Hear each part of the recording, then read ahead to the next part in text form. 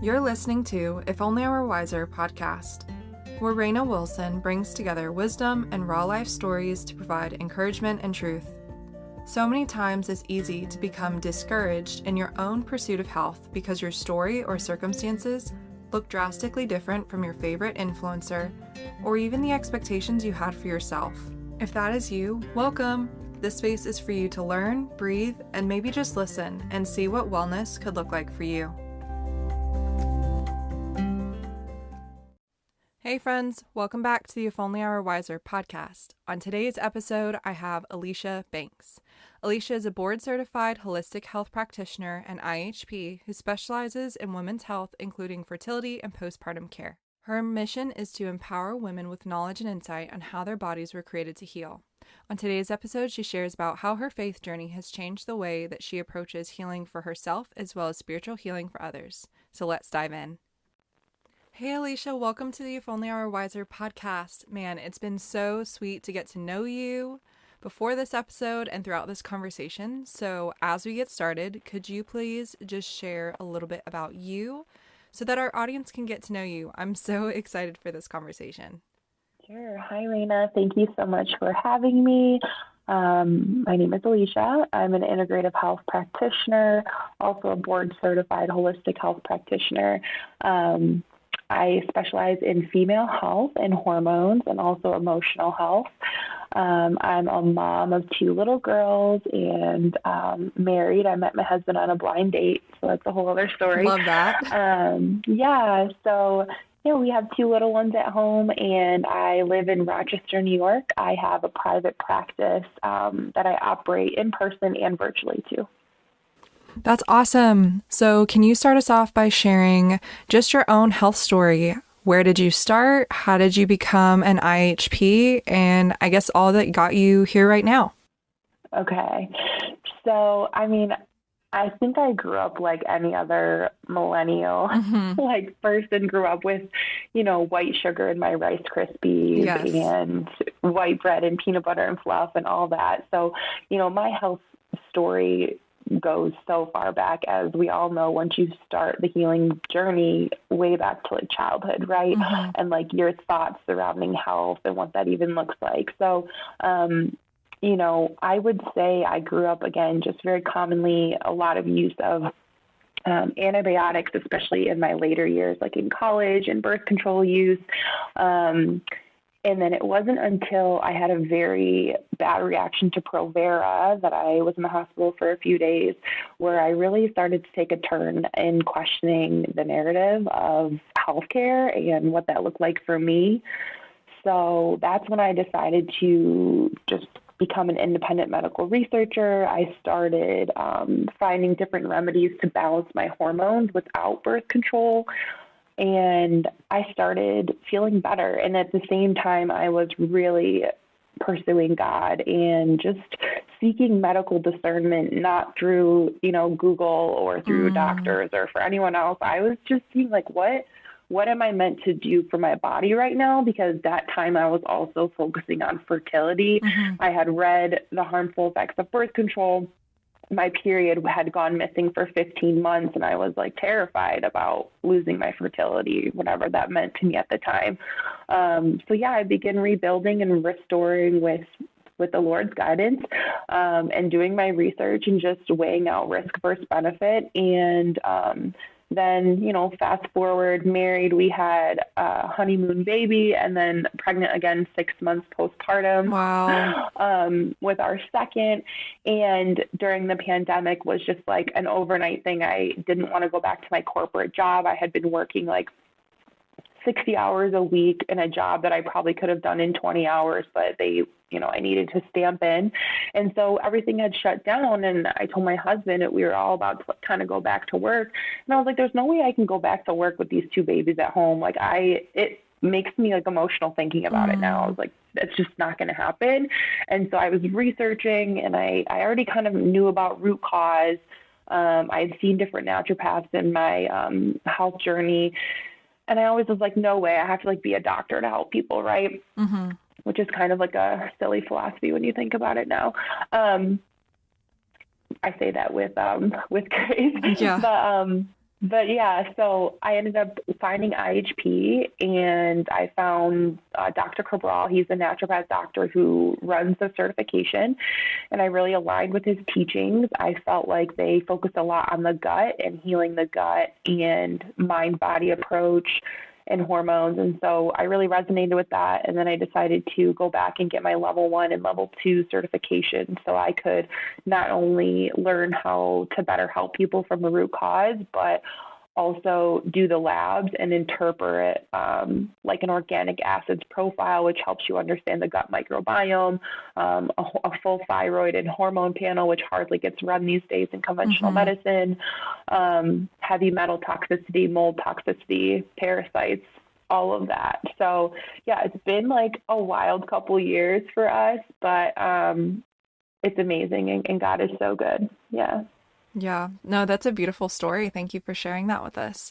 I think it's super interesting to go back and touch on like your pregnancy and postpartum. What was that like for you? Was it in the middle of your transition out of the Western model, or what did that look like as you sought discernment with the Lord for what was best for your body?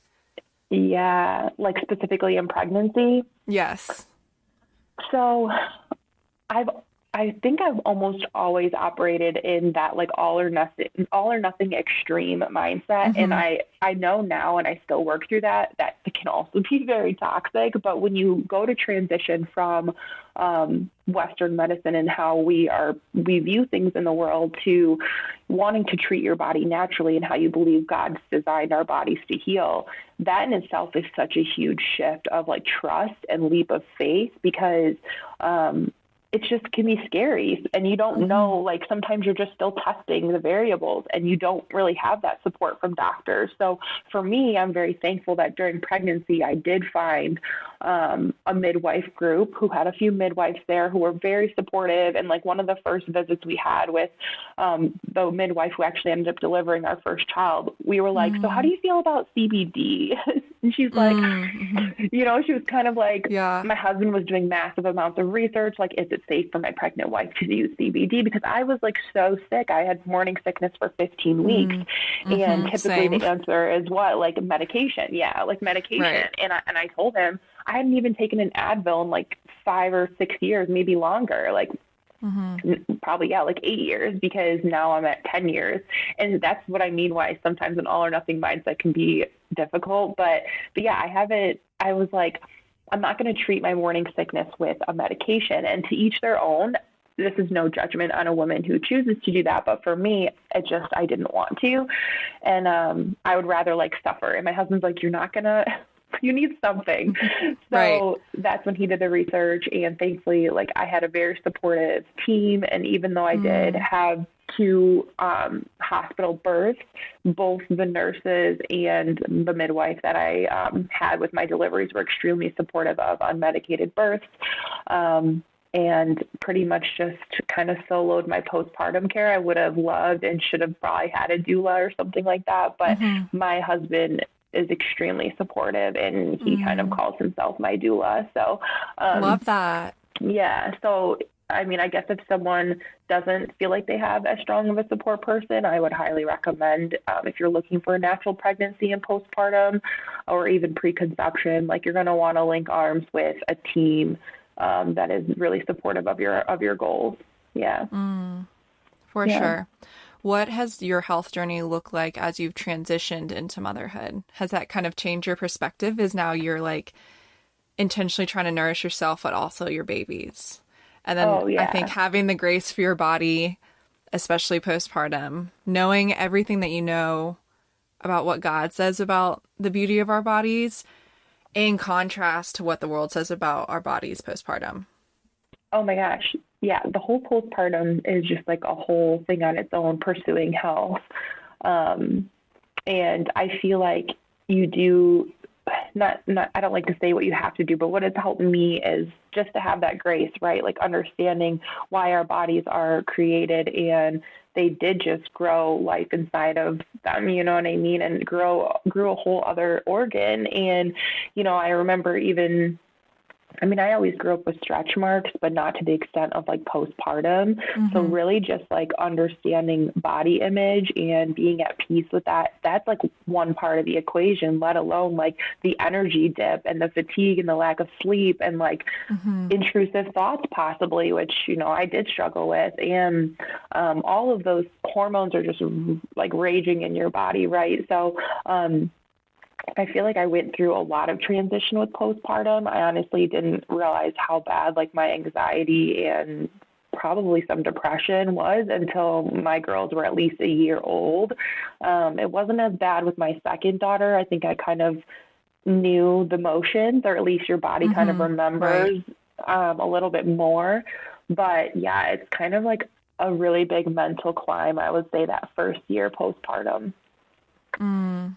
Yeah. And it's definitely tough too, like you pointed out, without a solid support structure, Yeah. you know? Yeah. If you don't have that, I think you can find a lot of comfort in God's word, you know? Yeah. So Yeah. I just want, if you would be open to sharing, like what has really the Lord taught you? Like, what has your faith journey look like? And how has that played a role in finding health and wellness and grace for yourself in this long process? Yeah. I mean, I came to know the Lord more intimately, like when I was around 19, like somewhere in college. I actually had, I got a concussion playing lacrosse, and my brother had Mm, gifted our family like a Bible, and that's just basically how I came to know the Lord, was like literally looking at my wow. Bible, and I couldn't even read my studies. Like, you know, I remember being in class because I had the concussion, and the lights were so bright and the sounds were like I Mm-hmm. couldn't function, so I had to leave my class and went back into my dorm, and I had my Bible, and because I was so, honestly, I was so upset. I feel like the times that I when I've turned to God and I've been like to the point where I've been like angry, that's when I'm like, no, Mm, I need to hear from you now. Like learning to be not right. demanding of him, but just like, okay, I need you, right? And it's not that we Mm-hmm. always want to be coming to the Lord in that situation, and but those are times where I've noticed him pour out even more strength is to me when I really, you know, obviously operate out of thankfulness and Mm-hmm. gratitude for who he is, but also hanging tight to his promises and what they are. And I didn't know that back then when I was meeting with him in my dorm room. I just was lost. Mm, I just was like super lost, and I was sad, and like my whole life, my whole family had built up to be this like college athlete, and I was like knocked out with a concussion, and it was like I was a starter. It was just wow. like that was my life. Yeah. And so it was really humbling, and I feel like that's kind of a word for this entire health journey. It's just being humbled by the Lord and his presence and what he wants to reveal to you, and also understanding like not everything is a spiritual attack on your healing journey, but a lot of it has to Mm, do with our own self control and our mind and our thoughts and our discipline.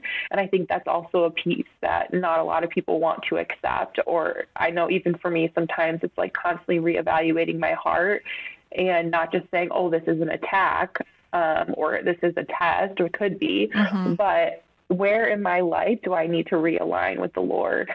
And Mm, yeah, it's just so humbling, and he is so faithful. I feel like that has just been the biggest lesson I've learned is even in the seasons where I felt distant from him, or, you know, like you don't see that you're distant, and then you're like, oh, yeah, I've been distant. mm, And you come mm-hmm. back, and it's just what he wants to reveal to you is so incredible in those times.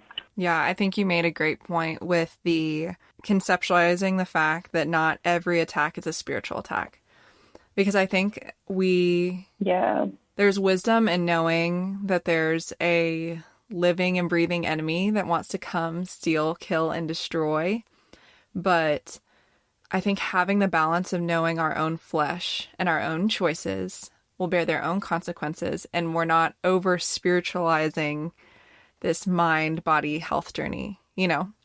And that's been a challenge for my own heart of like, Yeah. yes, there's brokenness in the world, but I also have accountability for my actions present, like they can both Yeah. coexist. Yeah. And I think that's such a good point, because I don't know, you know, you look at one way, and I've read so many different texts, and sometimes, you know, pastors or people of the church will say obviously sickness is not from the Lord, sickness is from Satan. Like, it's not in God's will that there be sickness, right? Right. But we do sin, and that's part of Mm-hmm. what there are consequences to what, our actions are. It's just like, is processed food, should you be eating it all the time?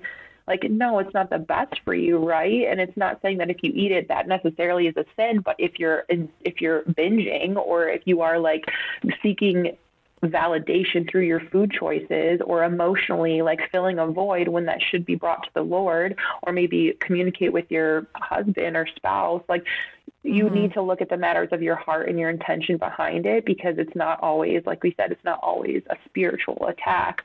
And I mean, I think there's a lot of layers to that, but I mean, like, it's not always Satan coming after to get you. Like, Right. I mean, yes, that is an agenda that's true and valid.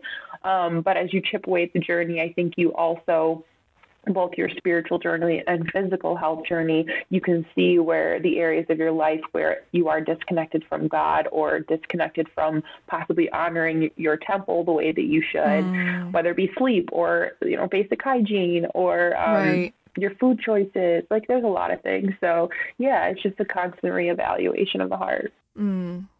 Yeah, honoring your temple. I think that has been one of the most gracious ways that the Lord has refined me, because it's really hard, like, especially I would say in this culture, for women to, in the midst of femininity and beauty and, what our culture says is like sexy and enough, and Yeah. it's been really sanctifying to walk into motherhood and almost like grieve parts of myself that I left behind, but celebrating so much more that God gave me the opportunity to shed skin that wasn't meant to serve me anymore, like, and having grace for the fact that there's going to be tension as I walk out those emotions. Like you said, it's very like multifaceted.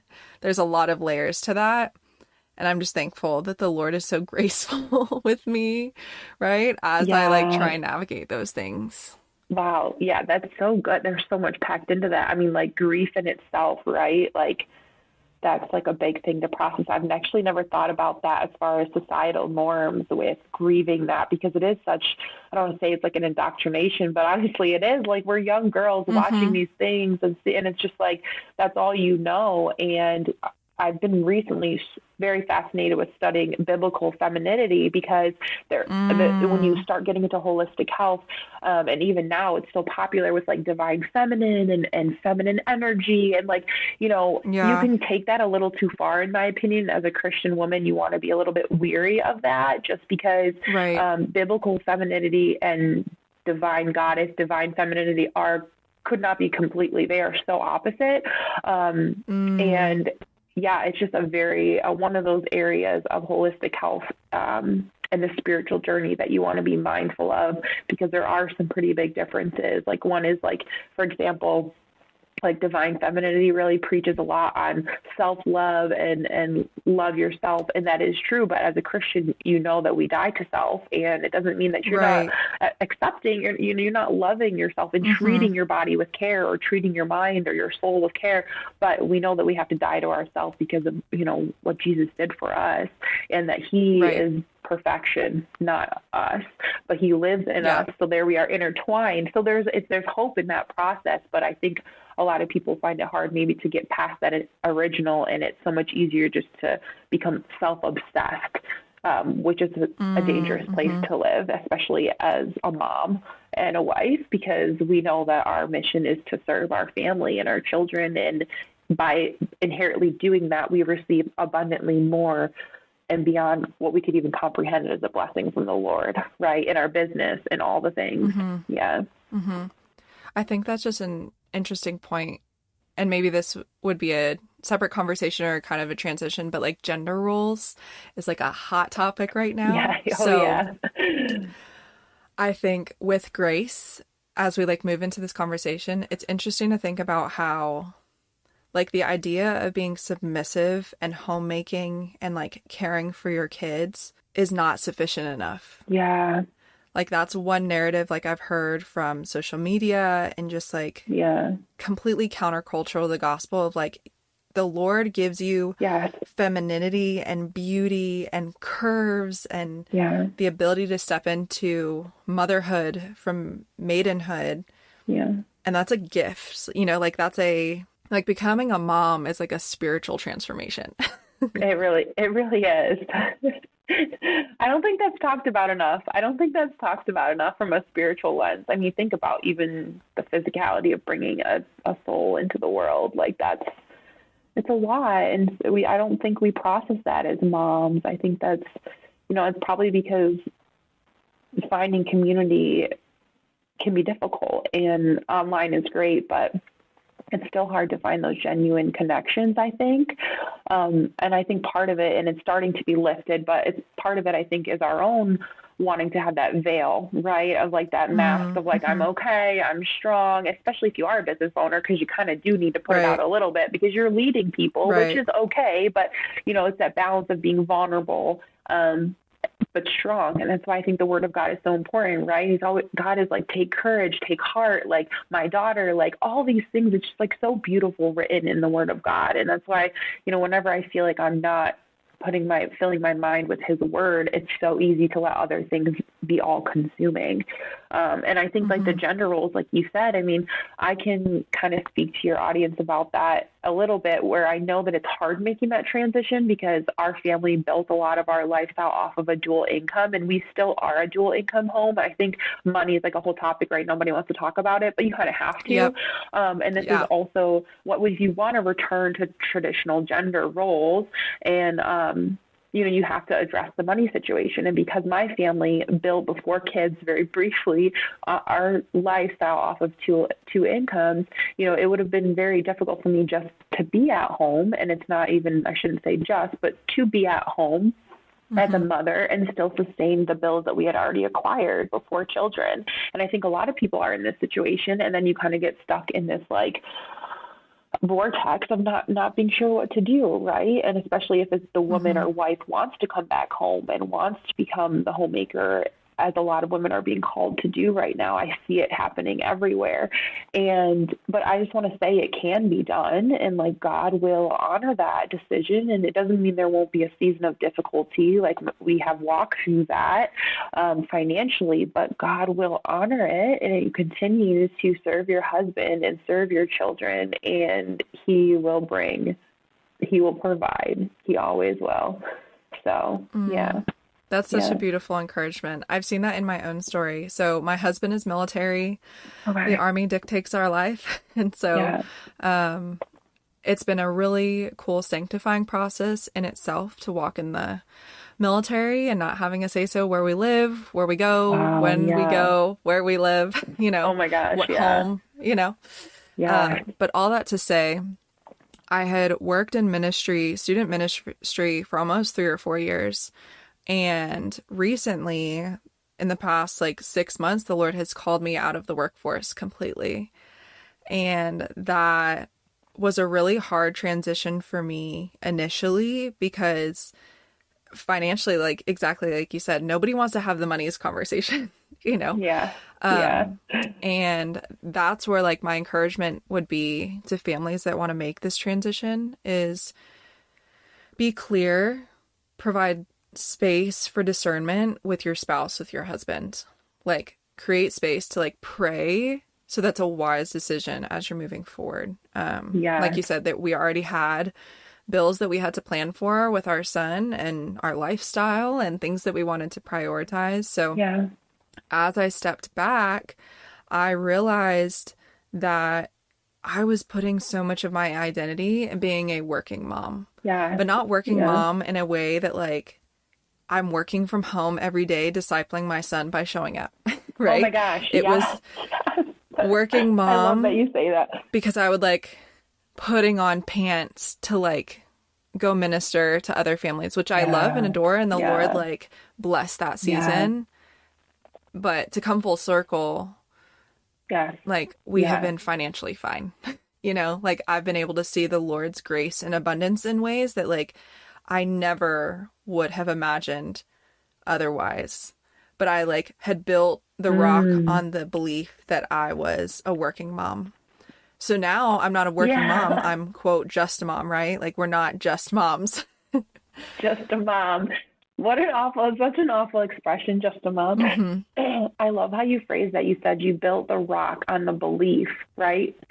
And that's so important because that's like, I think that's pretty foundational as far as a Hmm. mindset, right? Like if I had to talk about mindset, it's like it really stems back to where is that belief stem from? And is there truth behind that belief, right? Like, and a lot of that in the work I do is like, okay, Hmm. are you aligning your worth with your income? Are you aligning like your worth, like your ability to bring in something monetary, right? Mm. And I think as women, yeah, like I mean, my first job was when I was like 15, and it doesn't mean there's different seasons of life, and maybe a woman in singleness might not be relating to.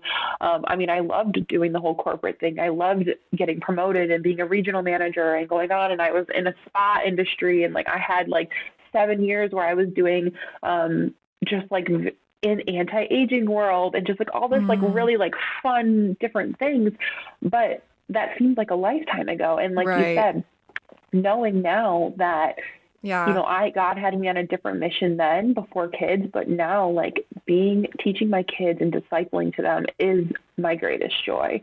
And I remember when God revealed that to me, and I was just like, I am a teacher, right? And like sometimes that's hard for me. My husband is actually a teacher, and like bloodline, like he's a Hmm. poet too, but in his blood, like he is has the Okay. spiritual gift of teaching. I truly like his whole family has been anointed. And for me, as a little bit more of like a visionary and like Mm. big picture, like finding those little structural things can be more challenging for me. But when I heard from the Lord saying, like, no, you are your children's Right. teacher, you are the best teacher. And I mean, how many times in scripture does it talk about that, right? And it's truly eye opening to know that this is the greatest job you'll ever have as a mom. And like, if we don't teach our children, like, who will, right? And I think this is where a lot of stress can Hmm. come into the home is when we're not seeking the Lord on how to raise our children, right? We're kind of just looking for outside sources instead of seeking discernment. And so it's not just medical discernment Hmm. that's important in life, but spiritual discernment as far as how you want to cultivate both those gender roles in your home in order to support the nuclear family. Mm. Definitely. And it's just so, I think that was just a beautiful encouragement to circle back to like gender roles and like the Lord gave each gender gifts, like the Lord has like blessed those and there's joy in obedience, right? Like the first step of obedience is always the scariest, but there's joy and abundant blessing as you walk in what the Lord has already called you. Yeah. Um, so what encouragement would you give to mamas or families that are trying to navigate this conversation of transitioning to a little bit healthier of a lifestyle or, like Mm-hmm. want to start having spiritual conversations with their spouse? Mm-hmm. What encouragement would you give there when you know that there might be some level of like being unequally yoked Mm. or just like not on the same page? That's such a great question. As a wife and as a mother, we try to fix everything, we try to kind of put on like this perfectionist, almost we want everything to be put together. And sometimes you have to just be okay with things not feeling put together and letting go of that pressure. Um, Mm. it doesn't mean like, and for me, an example is like in the home, I always felt like things had to be extremely tidy and like put together and every little thing. And sometimes there's going to be little pockets of mess and you don't want it to let it get to the point of overwhelm, but it's more important that you deal with the matters of your heart and first and foremost praying And I know to maybe a new believer that's a big concept to kind of understand. So getting your head in the word or listening to the word, or if you feel like you can't feel connected quite yet, and you feel like you have given your life to the Lord, then, get some worship music on, and you can change the atmosphere of your home. And when your husband gets home, have some light worship music playing, or when your children are, you're doing the dishes, put some worship music on. I think changing the atmosphere itself is so huge, and you can have control over that in your home. Secondly, it does require having some bold but loving conversations with your spouse.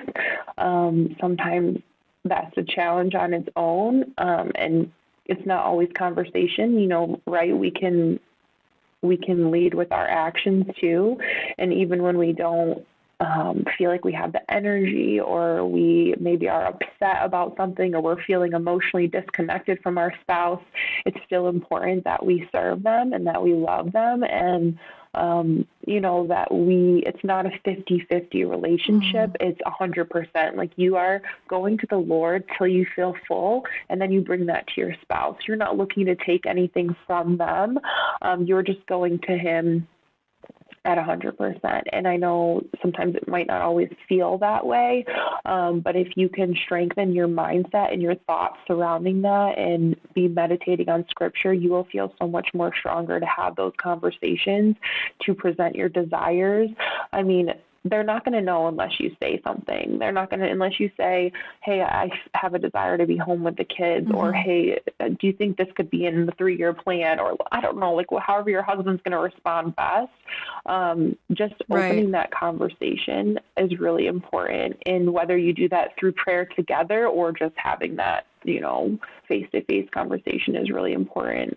And then the third thing I would say, it really has to be a complete surrender to the Lord. Like, you have to remember that, there's only so much in your control. And I know for me, the financial aspect was the hardest, and it was the scariest, and took the biggest leap of faith for me.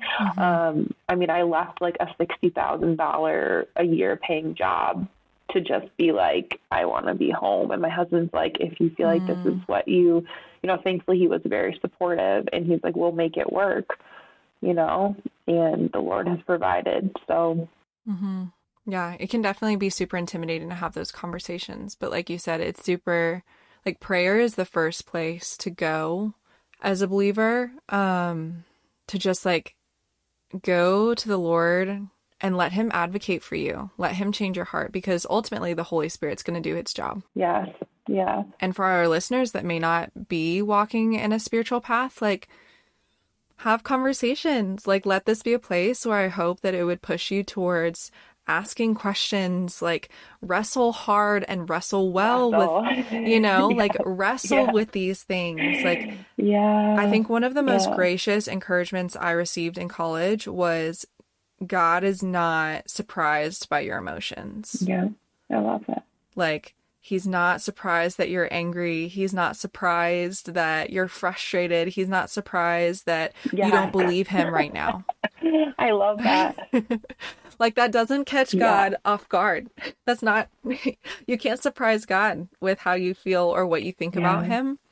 And the most healing seasons that I went through was when I took that bag of emotions to Him and like left it at the foot of the cross. Just dump it all out. Not that I felt, I felt all better immediately, right? Because like our faith isn't dictated by our feelings, but it was the obedience of, like you said, the actions move forward, and that creates heart change because it gives the Lord the space to do His job.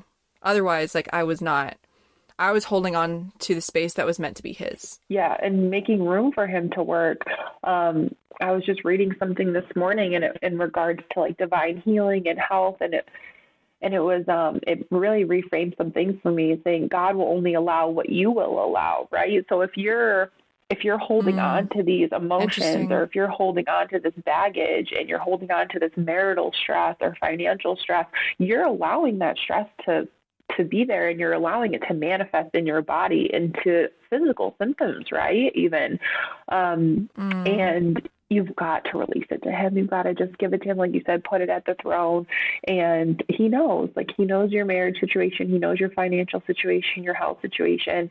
And I know early on in my walk, it was hard to understand and comprehend some of this stuff. And I still have my times, like you said, you're wrestling, like you are just Same. wrestling, like you're just petitioning him. And I would say continue to petition. It doesn't have to be perfect. I think when I was younger and writing like to my dear diary or like dear God, it was always like it needs to be imperfect writing, because I'm writing to like God, who is God, right? Like you're just like all these thoughts, and it's like so much we make it out, we overthink it, right? It's just like, if you can even just say it in your head, even more so say it out loud, even more so get on your knees, like, that is where you're going to see that deliverance happen in that situation. Yeah, and embody that heart posture, even when you don't feel it. Yeah. That's so good. Can we kind of transition like exactly what you had mentioned about the spiritual aspect and emotional aspect? How does that manifest, or how have you seen that manifest in your physical temple, your physical body? Yeah, I mean, like spiritual sickness. Yeah, love to hear about it. Yeah. I mean, before I really knew who Jesus was, and I kind of grew up, my parents actually they were in a cult for a while, and that's like a whole other story. But before the four of us, I'm one of four, were born, my parents had left that religious organization. And so I grew up with just a Bible in the corner of my room and told to pray. And I just didn't really understand any of it, but I would pray and read my Bible. But I still felt like in my, my teenage years, I was like running from God, and I was like, if you're really real, like I was very testy. I was like, if you're really real, then like I'm going to see how far I can push the limits and see if he still loves me, and see if I'm still going to make it through. Like I was very testy, and I experienced a lot of health issues, to be honest. I was living in sexual sin. I was abusing alcohol. I was abusing drugs. It was not a good time physically for me. And I feel like when you're younger, a lot of that you can kind of like get by with it. Like I would get by with, mistreating my temple and going out and like binge drinking. And then I'd be okay to show up at practice the next day. It wouldn't be the best, but like I would be there. Like there's no shot in my 30s now that like, I've been sober for 10 years, but like, even if I did have like one drink, I probably would be feeling it the next day, So I just think that like abusing my temple in that way created a lot of like gut issues. Like I've had to deal with a lot of imbalanced gut microbiome, like candida and yeast overgrowth. And I mean, who's to say, right? Like when you align spiritual sickness with physical manifestations, I mean, we know what stress does on the body. And we know that being disconnected from God creates a level of stress, because we know that there are studies showing that if you feel connected to a higher power, your lifespan is longer. Like there is direct studies that correlate to that.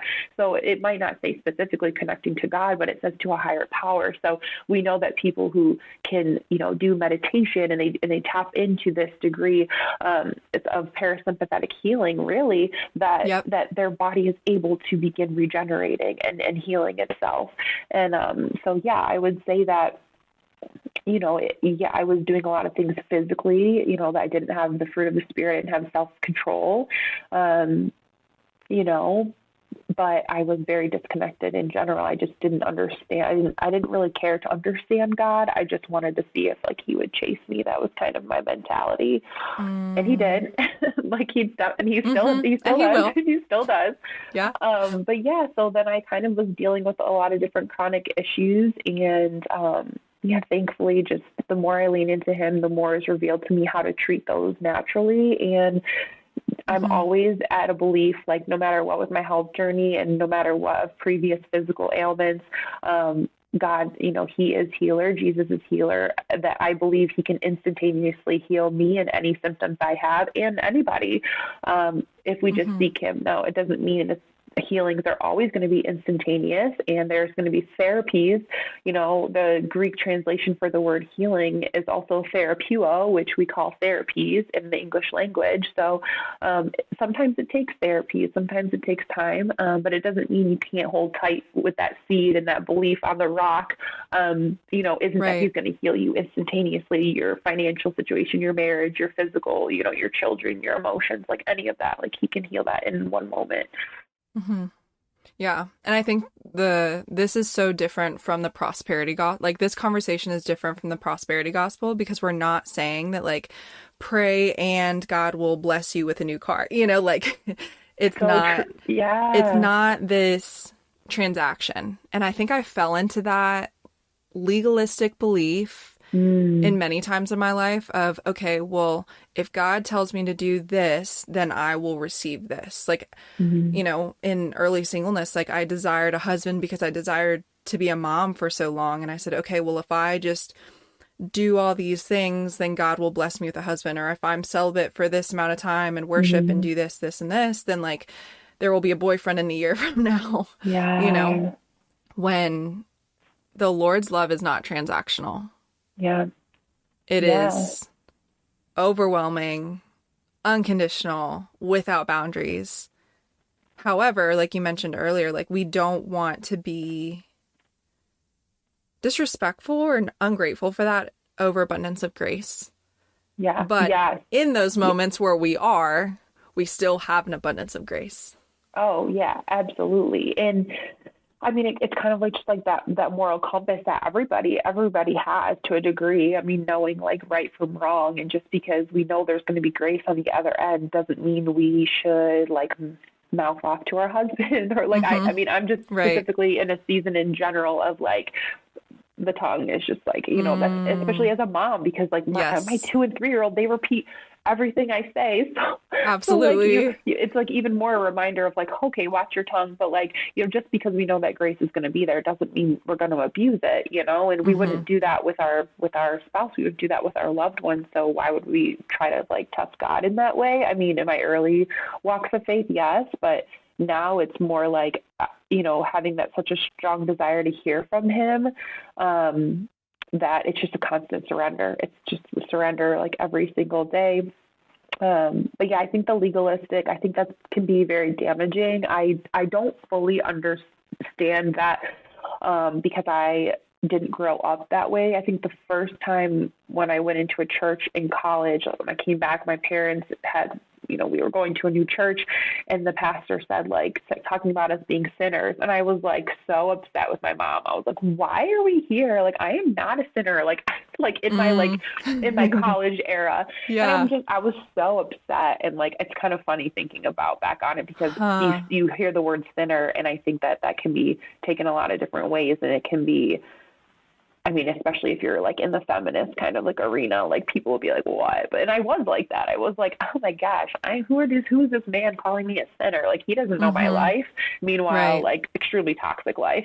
And yeah, so I mean, I don't fully understand that. A little bit I do, but I have actually a lot of clients, and because in my practice, as much as I focus on root cause healing, I do offer a spiritual growth track of my program. And I see some women who have been very damaged from the church, who are still seeking spiritual growth, but it's unknown. It's just, there's a lot of hurt there from legalism and from feeling like you have to have that transaction, that interaction, and versus the relationship that we know is available through Christ, My favorite comment as I like navigate these conversations with friends, family, and others is people saying, well, like, I'm not religious like you, Raina. And I'm like, well, actually, like, I'm not religious either. Like, let me make that distinction of like, my desire to have a relationship with God is not religion, it's relationship. Yeah. And ultimately, I'm going to fail over and over and over again.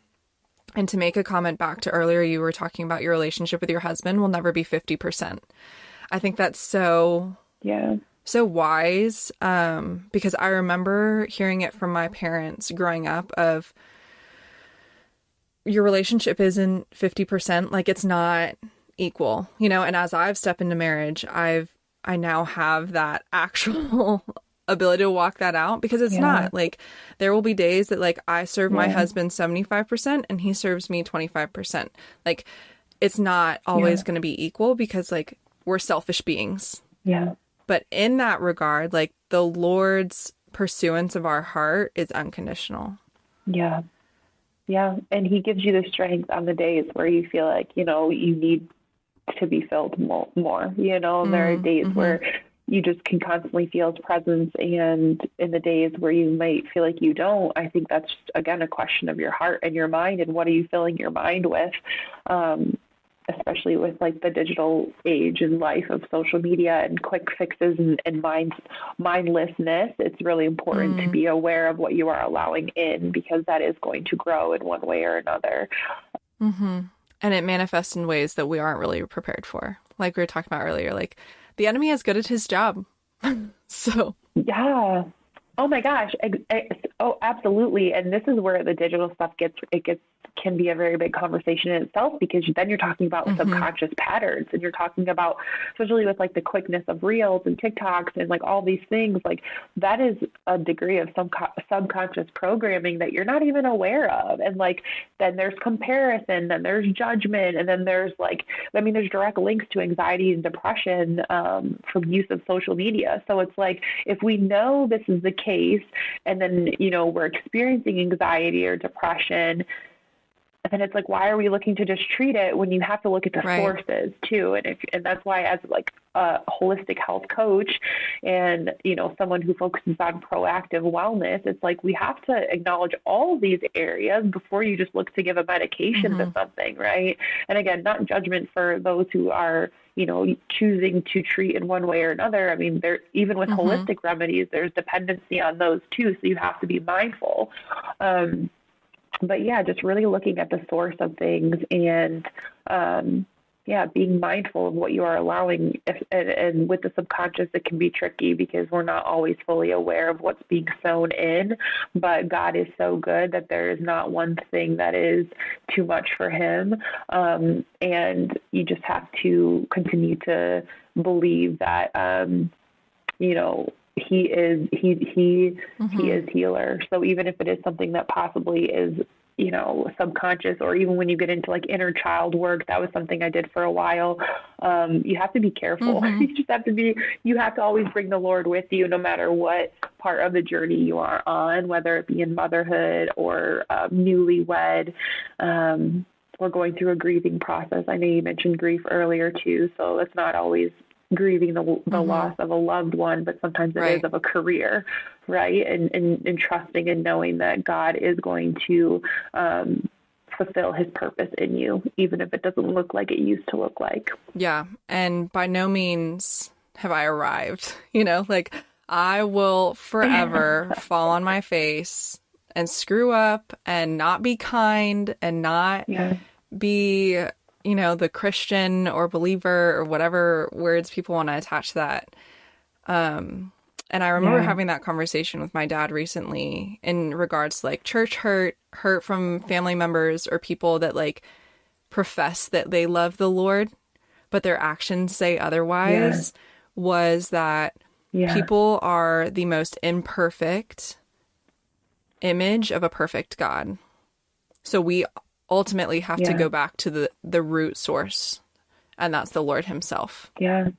That's so good. And I think that for me, it like, there was a fear for a while, right, of like showing up because you know you're imperfect and you don't want to say the wrong thing and you don't want to have the wrong message because you know you're representing the Lord. And I think that can be extremely challenging, but it's something to release and to maybe not, I don't always feel like I'm overcoming that. Like I'm constantly questioning, like, am I being a good representation of Christ? But, you know, I know that if I don't try, I wouldn't be anything, right? Like, I mean, if I don't at least try. And I think we're just living in a day and age where everything is so instantaneous that, you know, there is some temptations to maybe put stuff out there that, you should question whether you're putting it out there, but it doesn't mean that you stop. It doesn't mean that you, you know, you're so afraid that you're going to, you know, represent Christ wrong that you don't try. and especially in the health field, especially in the health and wellness field where his light needs to be shined on the most. I don't think not to say we don't have time, but I don't think we have time to just like be self-absorbed enough to say, we are not perfect. That is the point of the gospel. Right. Like, that is the point of the gospel. Like, hey, I'm not going to say this perfectly, but I'm going to say it because, I love you. And I know Jesus does too. So, yeah. Mm-hmm. And that's a really good balance of that, of like knowing the Lord's perfect in my weakness. So how have you, I guess, like, kind of walk this out with your girls, knowing everything that you've known in your health journey, knowing the digital age and the things from your psychological background that are going to surround them in the world that they're growing up? How are you advocating for them or being intentional for them now? I'll try to break this down into a couple main areas where I'm extremely diligent in how I raise my children. So the first thing is I'm extremely mindful of what goes into their mind. So shows, books, toys, games, like, and, again, not perfect, but I'm very aware. Like, I'm very aware of, and I guess specifically if you're going to talk about like children's shows and stuff like that, it's, I'm not all or nothing when it comes to this area. Like, every mom loves a good shower that's interrupted. And like, if I have to put a 20-minute show on for my toddler, like, I'm not going to feel bad about that, but I am going to monitor what it is. I think that there's a lot of hidden agendas that we have to be careful of. And, even if you're okay with your kids, I don't know. I guess what I'm trying to say is I want to be the one to teach my kids before they see it from the world. And there are certain things, even in children's shows, that, are starting to become more and more hidden. And I want to be able to explain to my children how God has created us and how he has created man and wife to be, and husband and wife. And, and so one way we do that is actually there's this like Minnow app. And, we try to limit our screen time in general because we want to build that creativity in them to play on their own. But when I do put on some kind of screen time, it's typically is from this app we use, which is a Christian-based app, which is really nice. And I guess another way that I, as a mother, am leading my children in this day is being very aware of their nutritional needs. I think that there's a lot of ways that malnutrition can manifest in children and their physical symptoms. And I know that can be challenging as a mom, and especially if you're busy and you're on the go, or you're just honestly every mom trying to like fuel their kids well. And marketing is very deceiving, right? So you go into the grocery store, you try to find something quick and easy, and maybe you don't always look at the ingredients, but you look at the front and it says it says healthy or like organic or whatever. Like, you sometimes are going to end up paying like twice as much money for the same crappy ingredients. Right. And I'm not saying I don't give my girls like chicken nuggets and French fries once in a while, but you have to be aware of what you're putting in your kid's body because they don't have that choice right now. They don't have that discernment. So choosing wisely with the things that we have in our home, again, not perfect. We have our own processed things and all that, but I would say in general, we are fueling our kids. We're feeding them like we would feed athletes. Like, that's what my husband says. We're doing a whole foods-based diet, and I notice tremendous shifts in their sleep, in their attitude, in their attention span, all of that when it comes to making more sound nutritional choices. And then, this probably should have came first, but I pray with my girls. I pray with them. We read the word of God. I'll prop them in front of a mirror and we'll, say, affirmations, and, I'll teach them about where Jesus is and, like that he lives in their heart. And recently my oldest daughter has been like really fascinated about the Holy Spirit and wanting to learn more. And she's not even 4 yet. So it's very challenging as a mom, because it also helps you depthen your relationship with the Lord and have to put into words what you already know, right, in your heart and what you feel, because now you're kind of having to teach them and explain to them who God is. And I mean, I fumble on my words all the time, but I'm doing my best to teach them. And I think that's what matters, because when I hear them and, the way that you get feedback from maybe friends, family, or whoever you would trust with your kids, and when you hear like, hey, they were really well behaved, or hey, like they were praying before their meal, or they helped someone, these little kind acts that you see or that you hear that your kids are doing, I think it's really reassuring as far as feeling good as a parent. Yeah. No, thank you. Those were all great areas, and tangible ways to make steps towards wellness with your family, with yourself, with others, and especially your babies, because they're rough sometimes, but I'm like, the most sanctifying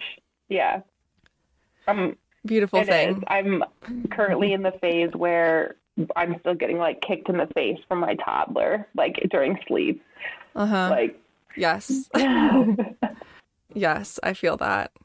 I definitely want to touch on just something I think I saw on social media recently, and I like very much appreciated your approach, was you had already mentioned, like, you're going to give your kids chicken nuggets and French fries. I think so many people perceive like the holistic alternatives to being the other side of the spectrum of Western medicine. So like we're completely denying your shots, your Advil, whatever. And again, everybody has their own convictions over everything on that. Yeah.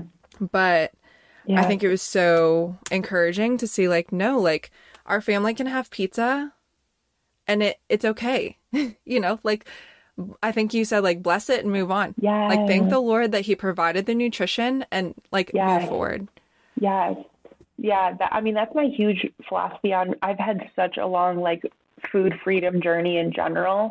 And I grew up in a very dieting household, so that's probably a bit to do with it. And it's very important to me that my girls know that, all foods can be nourishing to us. Are there some that are better? Yes. Like they absolutely know that if they have too much sugar, I don't know what book it is, but it talks about like Billy Benkins has like 50 fillings, or I think it's like a Dr. Seuss book or something, but they know, like they're aware, or maybe their belly will hurt. And so I teach them that. I'm not trying to scare them or say, oh, this is bad, no, but like, yes, you can have this, but let's have your meal, or like, and it's that whole thing too, like, there's a lot of stuff out there about like, oh, you don't want to activate that reward system with desserts for your kids and stuff like that. So, again, to each their own with their own discernment. I don't think you need to overthink it. I just think that if you focus on nourishing your body, and again, if in the moment, all you can put in is some chicken nuggets and French fries in the air fryer, okay, mama, like release it, let it go, like have the meal and move forward. Like if you find that it's a problem and you're getting stuck and you're constantly having like low energy and fatigue and your skin's breaking out and you're losing hair, and every single meal is chicken nuggets and fries in the air fryer, then like you probably should seek some help on that. And and that's okay. That's okay. But don't feel bad about that being, a one-off thing or a one time a week, or what, I don't know. I don't like to put numbers on it because it looks different for everybody. Right. But food freedom, the Lord, if for me to say that the Lord can't bless something into our bodies, I can't believe that. I think he can bless everything. Because when you look at people out in the world who just don't have access to things, I feel extremely privileged that I even have the ability to buy nutritional supplements, and that I have the ability to do these biohacking things. Like there's people in the world who don't have that, and God is still healing them. So it seems extremely privileged to come from a place to say that I have to be eating all organic and all green juices and all organic grass fed in order for me to be healthy. I think that's very much not to come at any age generation, but when you're a mama on social media and you're looking at healthy, you're trying to be holistic or healthy, and you look at a 20-something-year-old making green juices Yep. in her perfectly white kitchen, like you're going to drive yourself crazy. Like don't do that. That's like the biggest, Definitely. like you're just not in the same, Right. you're not in the same lifetime as that woman. So by you trying to compare your life to her is going to be dangerous. Oof. Yes. Needed that truth. Yeah. Because I even had that conversation with my husband this week. He's been in and out of field training. So like that schedule looks like him being gone 24/7. That schedule looks like him being gone. Like this past week, he was here from 4 p.m. to 4 a.m. 3 days. And then, just very transient schedule. And I was like, we have nothing in the house, so we're going to do Chick-fil-A this day, Panera this day, and we ended up getting pizza, And I recognized my growth in food freedom because I would have shamed myself in another life, like in another season. I would have been so frustrated. I would have, repeated the narrative that I've come so far. Why am I acting this? Like attributed my identity and behavior to the food choices that I was making. Yeah. And those are completely separate. Like your worth is in the Lord, and nothing can really change that. Yeah. But my actions can change the way that my physical body feels. So did we have like not great food choices this week? Yes. Did I intentionally have the healthy Raina go grocery shopping? Yes. Yes. Yes. Oh my gosh, that's funny. The healthy Raina go grocery shopping. Yeah. I mean, I came home the other day and like I didn't get any like snack foods, and my husband was like, "Where's the snacks for the girls?" And I'm just like, he's like, "Where's the snacks for us?" Because that's really why we buy them. Right. But yeah, it's such a balance.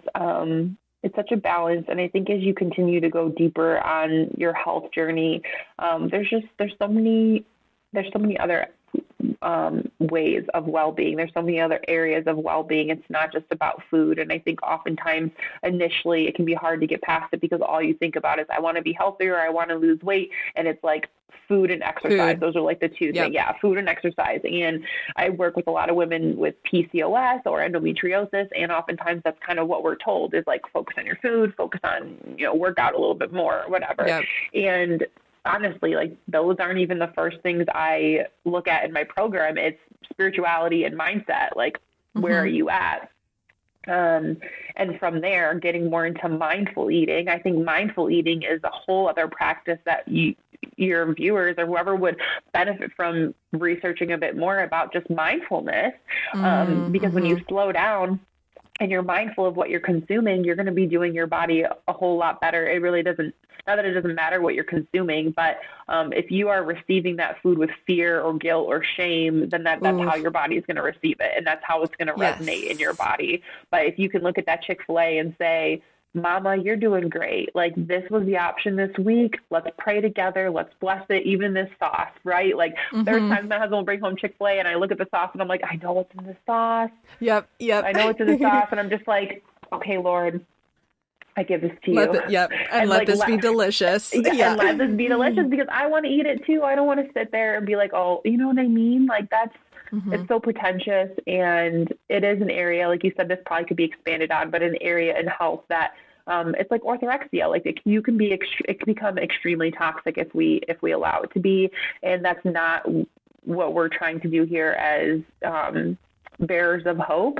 And it's not what we're trying to do as mothers, right? And raising the next generation of like spiritual warriors, like not to be consumed with, to be aware and educated, but not to be consumed with the ingredients or whatever else, we're kind of talking about. Yeah. Yes. You hit the nail on the head. The Lord did not give us a spirit of fear, period. Yeah. Period.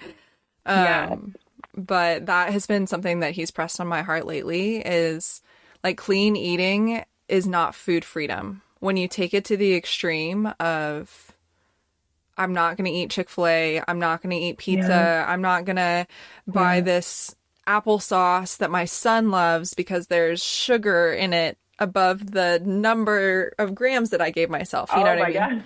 God. And again, everyone has their own discernment and convictions of like how they want to steward their body.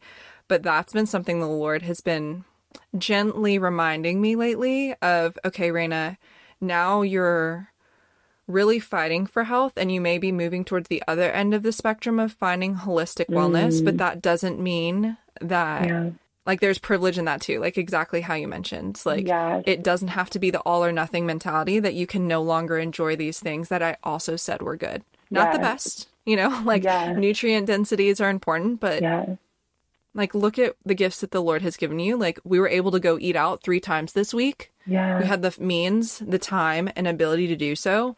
That's a blessing. Yeah, absolutely.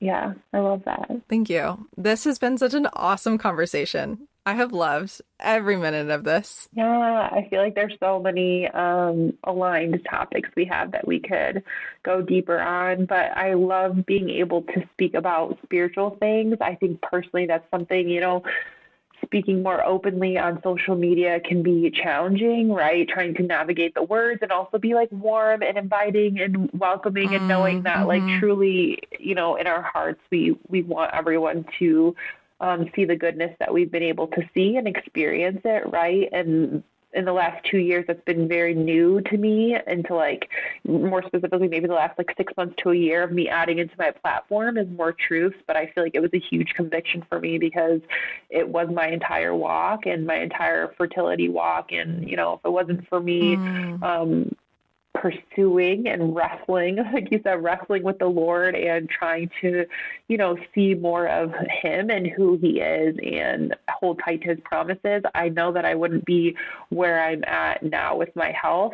So to share about healing without sharing about Jesus, just it wasn't going to fly anymore for me. So definitely, I hope my messages are received with grace. And definitely. This whole conversation was a gift. But can you share a little bit about where our audience can connect with you? Like you said, you have a program that you're offering. I know you have something big coming up in January. Can you share about that? Yeah, so my signature health coaching program is the HER program, and it's hormone and emotional rebalancing.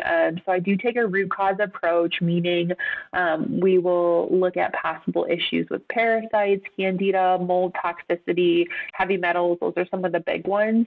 But we will also navigate your emotions. I absolutely know what it's like to feel gaslighted by medical doctors, and that is not something I will do. I'll acknowledge your emotions and just work on strengthening your faith in the process. In January we have the HER Collective coming, which is going to be my group style coaching, and we are definitely going to be peeling back the layers with that. My heart on the collective is to find women who I probably can speak more openly in podcast form, but go for it. Who really want to learn how to treat your body at home and how to be the best advocate you can for your health and for your family. I know how confusing it is right now to navigate things, to navigate some of the hot topics in health, especially coming out of like a global pandemic. I have been naturally treating myself for the last 10 years, and I have been able to stay pharmaceutical drug-free, and antibiotic-free, birth control-free, all of that, and able to, Lord willing, clear most of my chronic health symptoms. So the collective is really for women who are looking to ignite that and to feel more confident in their health decisions. We will also be diving into root cause, such as, again, like parasites and how those can affect our hormones and our mental health as well. So we'll be starting in January. I'm on Instagram at Alisha Banks Wellness, or my website, www.alishabankswellness.com. I'm always open to a conversation in my DMs or via email. Oh, yeah. I'm so excited for you. Everything that you've shared about the HER Collective has just been like me rooting you on. Like, yes, we need more of this. Yeah, I'm so excited. A lot of it ties into like the societal things that we talked about Mm-hmm. today with like body image. And actually, one of the first modules that we're going to be going over is body image and identity, and just breaking those societal norms of what the world says we should look like or Mm, be as women versus how we are created and designed to be. Because I feel like it's really difficult to move past some of those hurdles in the initial stages of the healing journey if you don't know who you are and who you are created to be, and the fact that you are worthy of healing and that divine healing is your birthright. definitely. Wow, we're gonna have to come back with a part two. This is awesome. Yeah. Would Okay. love to. Yeah, I have one more question for you. It's our closing question for all of our guests, just because this is a platform for sharing wisdom and truth, which you have already done so much of already. But last question for you is, if you could provide any wisdom to your younger self or a community that is listening, what would you share? Oh, for my younger self and for the community, I would say be present and enjoy the season that you're in. So even if it is a challenging season, it is just a season. It's been extremely helpful for me now in my later years to Mm, reflect and also to look at what I'm in as a season, right? And just know that as challenging as it is, if that's the case, the Lord will bring you out of this season, and there's always going to be a breakthrough on the horizon. So keep your head in the Word. Again, that's something I would have told my younger self time and time again. Be mindful of what you are allowing inside your thoughts, and I'm always a big mm, advocate of digital detoxing and fasting. So if you are on any forms of social media, taking one day off and really monitoring the temptation behind getting back on, mm. or seeing where that discipline takes you, just knowing that fasting can come in a lot of different ways than just from food, especially as you're healing your relationship with food. Perhaps it might be a good direction to go more into a digital fast. So good. Wow, Alicia, this was such an amazing conversation, so rich. So thank you so much for honoring us with your time, and we will catch you guys on the next episode. All right. Thanks for having me, Raina. Have a great day. This episode of If Only I Were Wiser has ended, but be sure to subscribe for more episodes so you don't miss any encouragement. And don't forget to rate and review so we can continue to build our community and share more about topics that will be healing and helpful for you. See you in the next episode.